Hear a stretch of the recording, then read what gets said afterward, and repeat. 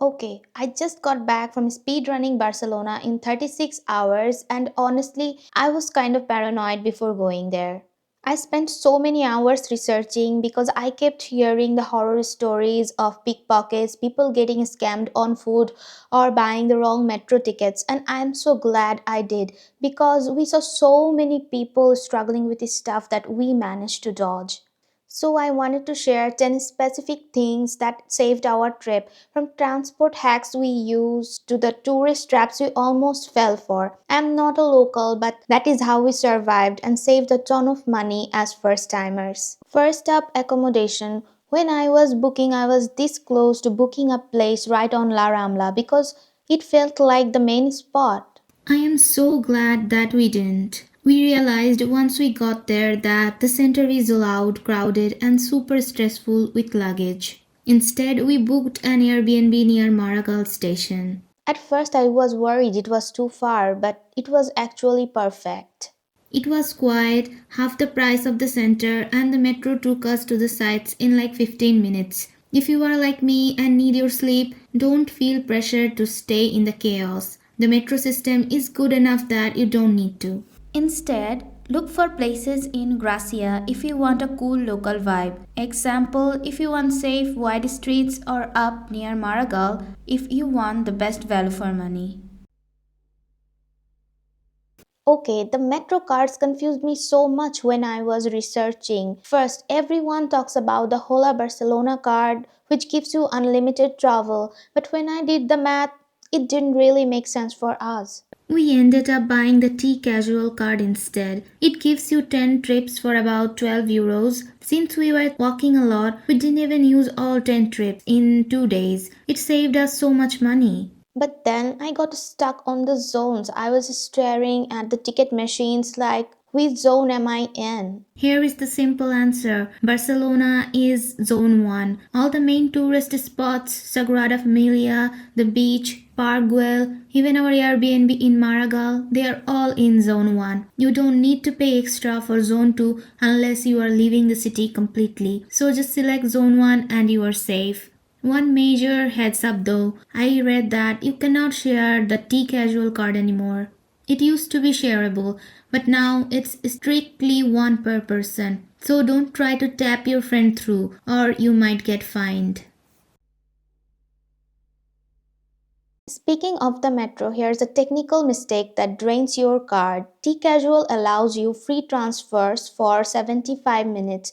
You can go from metro to bus and bus to tram without paying again. However, you cannot exit the metro turnstiles and re-enter. If you are changing lines, say from the green line L3 to the blue line L5, you must follow the underground signs that say correspondencia, which means transfer. If you get confused, exit the station or tap your ticket for getting out of the metro station gate and then walk into the other entrance or gate by tapping in. Boom, you just got charged for a second trip. Always stay inside the barriers unless you are actually leaving the system. I lost one ticket because of this mistake, and I'm glad that I noticed it early.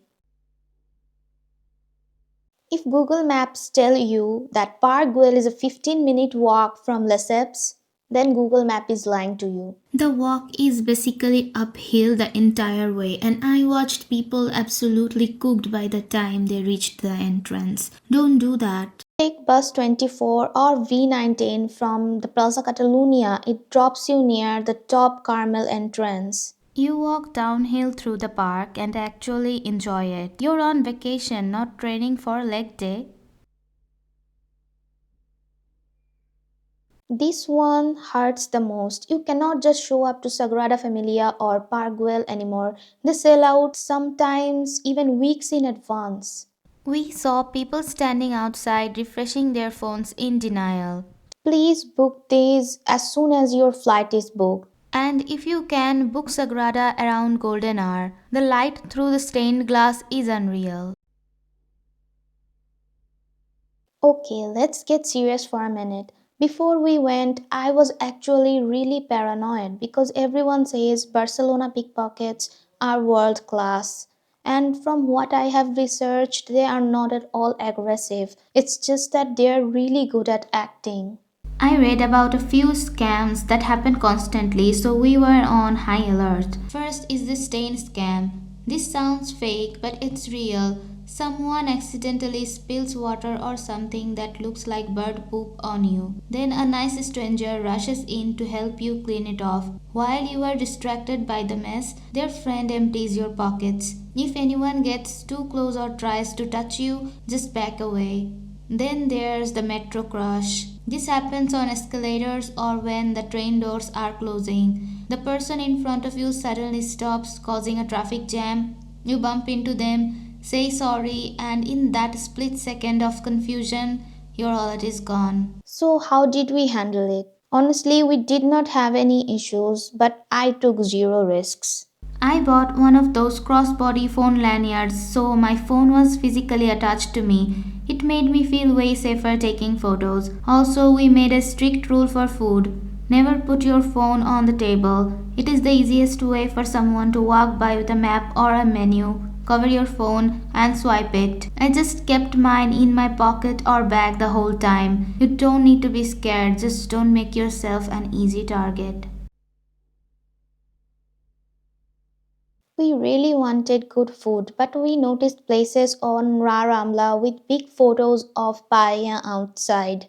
We learned that these are usually tourist traps with frozen food. So we made a rule. If a guy outside is trying to drag us in, we keep walking. We walked just 10 minutes into the side streets and found way cuter, quieter spots. We actually had this amazing Peruvian dinner near our Airbnb that was way better and cheaper than the stuff on the main strip.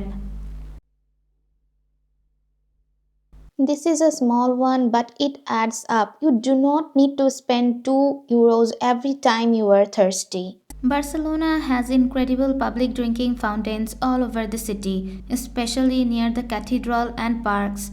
The water is safe, cold, and free. Bring a reusable bottle, it saves plastic and saves you money for more churros. For sunset, you will see TikToks telling you to go to the Bunkers de Carmel, but here's the truth, it got too popular. The neighbors complained, and police now often close it off in the evenings or restrict access. You might hike all the way up there just to be turned away. Go to Montjuic instead. Take the cable car or just the bus to the castle. The view is just as good. It's safer and you won't get kicked out by the police.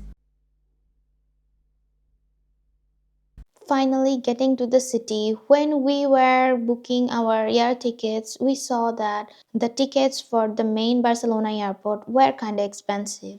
We saw a way cheaper option flying into Girona, but I was hesitant at first because it looked so far away on the map. I thought it might be a hassle. I'm glad we took the risk. There's a dedicated shuttle bus that times its schedule with the flights. We hopped on and it took us straight to Estacio del Nord in the city center. It was super stress free and saved us a lot of money. So if you see a cheap deal to Girona, don't be scared to book it. The transfer is actually really easy.